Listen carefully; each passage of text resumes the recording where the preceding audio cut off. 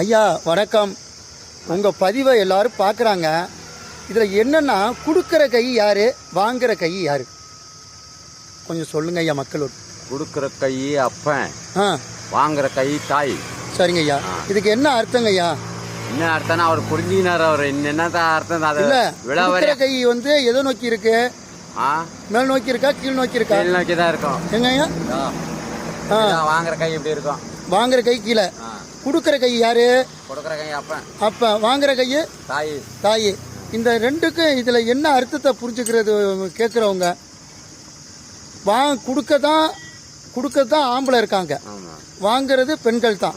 ஆனால் பெண்கள் தான் வாங்கி அந்த குடும்பத்தை ஓட்டுறாங்க.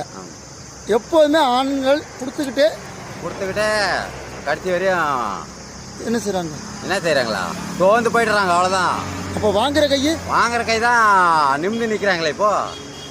என்னையா இப்படி சொல்றீங்களா? பின்ன அப்பனை தூக்கி போட்டு மிதிக்கலையா?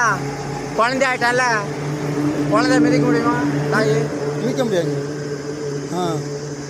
அப்போ அப்பாவுக்கு கம்மி தான் பத்திரக்காளி. ஆனாப்போ அப்பா என்ன பண்றான்? அப்படியே படுத்திருந்தா மிதிச்சு கொண்டு இருப்பான். குழந்தையா படுத்தான், குழந்தை தாய் மிதிக்க முடியுமா? மிதிக்க முடியாது. ரைட்டு ஐயா, நல்ல கருத்து. அதனால் இந்த ஐயா வந்து சொல்கிறாருன்னா நீங்கள் பல இது சிந்திச்சுக்கங்க.